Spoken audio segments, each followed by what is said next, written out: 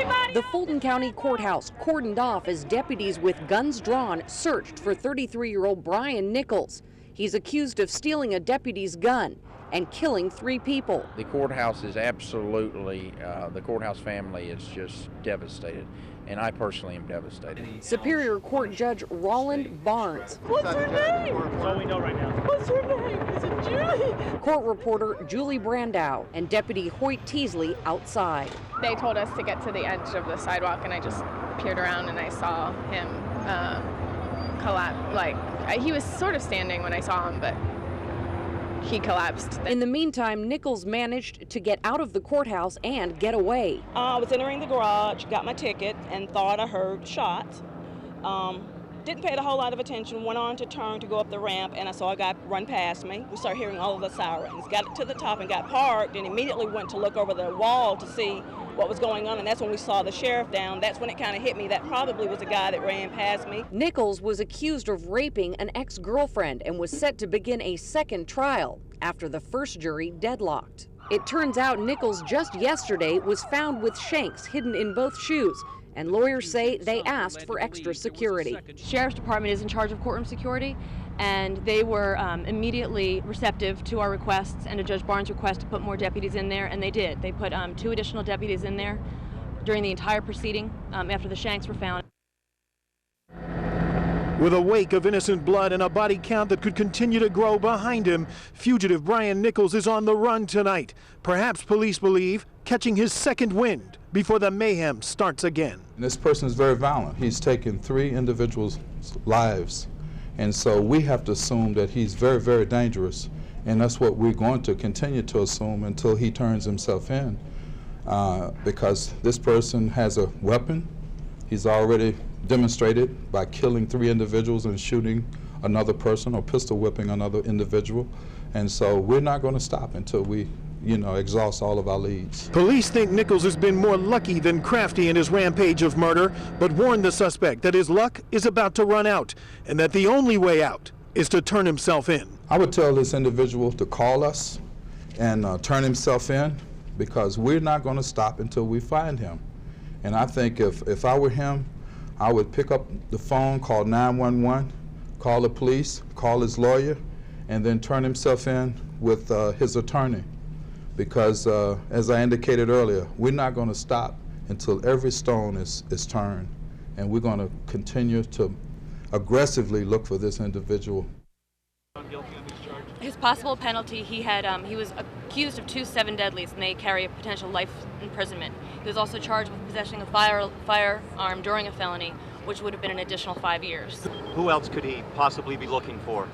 Well, I'd say this, Judge Barnes did nothing, in our estimation, to insult this man. The court reporter did nothing.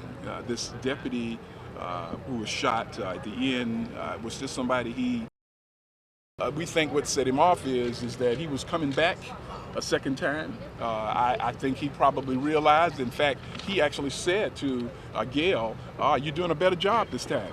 I think that he realized that he might get convicted this time. Yesterday, as Mr. Howard said, he did look at me and say, you're doing a much better job. He's always come across as very cocky, but again, there was no evidence of any...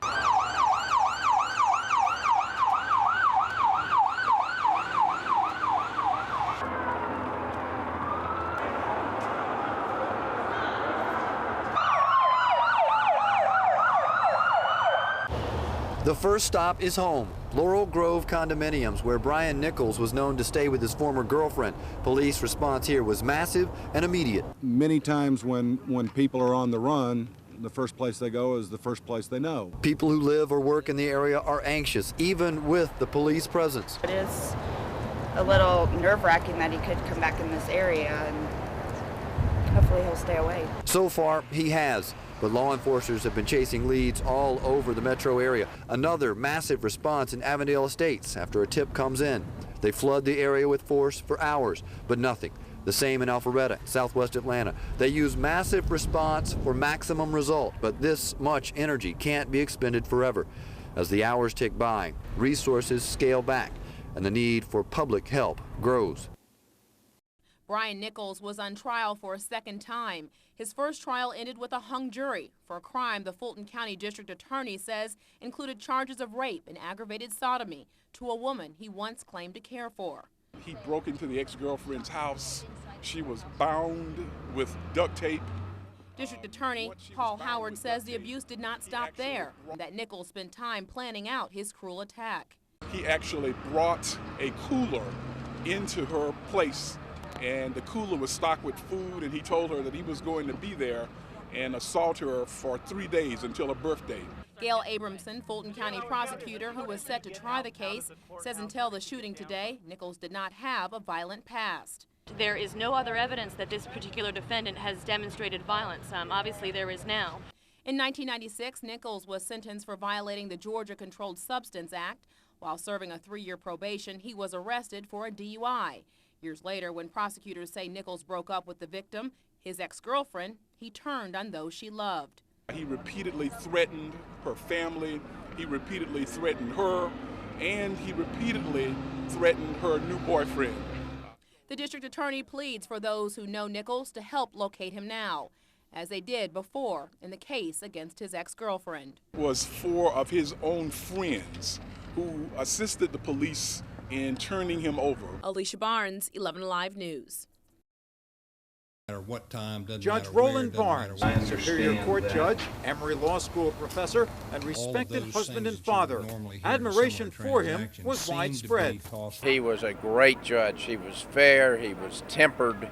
He was beloved around the courthouse. A feeling shared by members of the press who covered his courtroom proceedings daily. He was a judge who was very down to earth, very no nonsense. He ran a very good courtroom. Lawyers had just tremendous respect for him and for his rulings and for appearing before him. And lawyers who tried cases before him knew they had to be well prepared. But if there was a question, says lawyer Thomas Salata, Judge Barnes never spoke down to them. He was never ashamed or never ceased to stop learning about the law. And I think he really did have a love affair with knowing it and learning it. And he appreciated prepared attorneys specifically.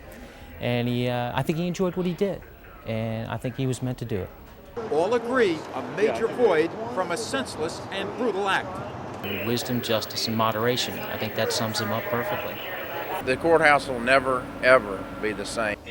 Bill Liss, 11 Alive News. It will come nowhere near touching.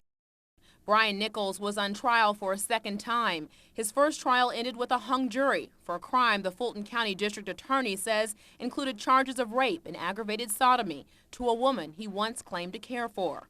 He broke into the ex-girlfriend's house. She was bound with duct tape. District Attorney Paul Howard says the abuse did not stop there, that Nichols spent time planning out his cruel attack. He actually brought a cooler into her place, and the cooler was stocked with food, and he told her that he was going to be there and assault her for 3 days until her birthday. Gail Abramson, Fulton County prosecutor who was set to try the case, says until the shooting today, Nichols did not have a violent past. There is no other evidence that this particular defendant has demonstrated violence. Obviously, there is now. In 1996, Nichols was sentenced for violating the Georgia Controlled Substance Act.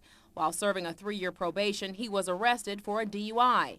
Years later, when prosecutors say Nichols broke up with the victim, his ex-girlfriend, he turned on those she loved. He repeatedly threatened her family, he repeatedly threatened her, and he repeatedly threatened her new boyfriend. The district attorney pleads for those who know Nichols to help locate him now, as they did before in the case against his ex-girlfriend. It was 4 of his own friends who assisted the police in turning him over. Outside of the courthouse, the tears flowed. On her way to work, Evelyn Parker was confronted by the chaos. Her first thought, her friend, the court reporter in Judge Roland Barnes' courtroom. Just more people came running out frantically, and then, you know, a lot of sirens, a lot of cop cars, helicopters, people being directed over here. I just need to find out.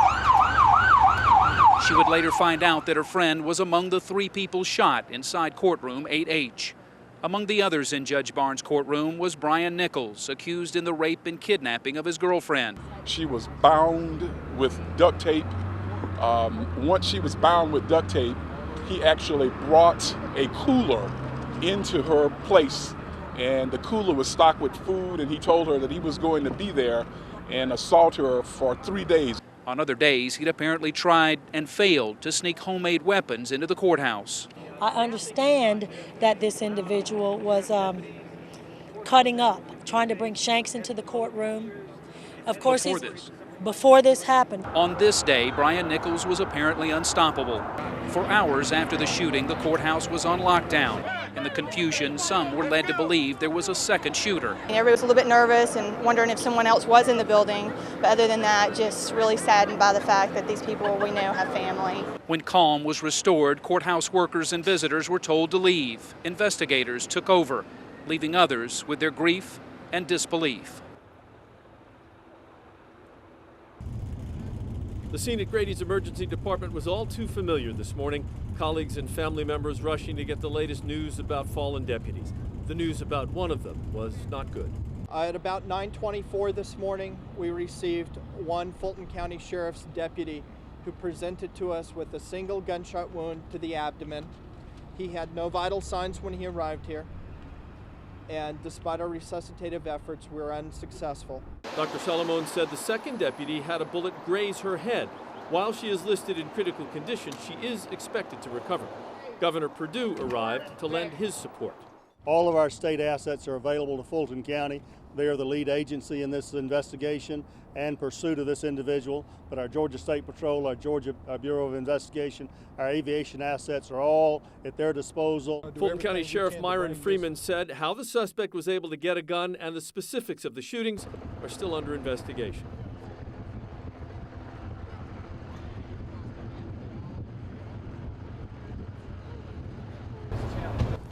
Don O'Brien parks his car in the Centennial parking lot on Marietta Street every day, but today was different. When he got out of his car, he came face to face with a gunman. And he said, "Give me the keys or I'll kill you." I gave him the keys, he opens the trunk and said, "Get in the trunk," and I said, "No." And he said, "I'm going to shoot you if you don't get in the trunk." And so I start to move away and he hits me with the gun. O'Brien scrambled to his feet and ran. It was the best move he could make. Minutes before, Brian Nichols carjacked another car in the Imperial parking lot at Block North. Abel Worku was working next door. I heard this noise like, help me, so I ran to the garage. And she told me that somebody like pointed a gun on her and carjacked her. Nichols had dumped a tow truck he carjacked earlier on the third deck of the lot before stealing the woman's Mercury Sable. Like reporter Don O'Brien, the woman told police Nichols popped her trunk as if he was looking to take a hostage. Well, first of all, I was lucky I had so much stuff in the trunk I couldn't get in anyway. But I knew that it would not be a good outcome if I got in the trunk. Brian Nichols lived at the Laurel Grove condominiums off of Roswell Road and I-285 in his girlfriend's condo. The same girlfriend Nichols is accused of raping and holding hostage in her condo, and that's why Nichols was on trial. He's a big guy. He's big, scary. He's a big guy. I just kind of didn't want to ever eyeball him. Thomas Pavlik, one of Nichols' neighbors at the condo complex, is not surprised Nichols is now a fugitive wanted for murder.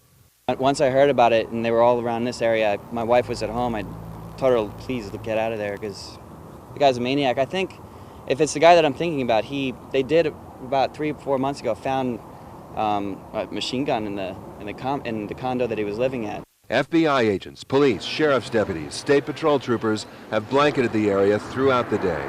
This area has been an area that the suspect used to frequent before he was arrested and put in jail. Many times when people are on the run, the first place they go is the first place they know. And obviously this is the only starting point that we have.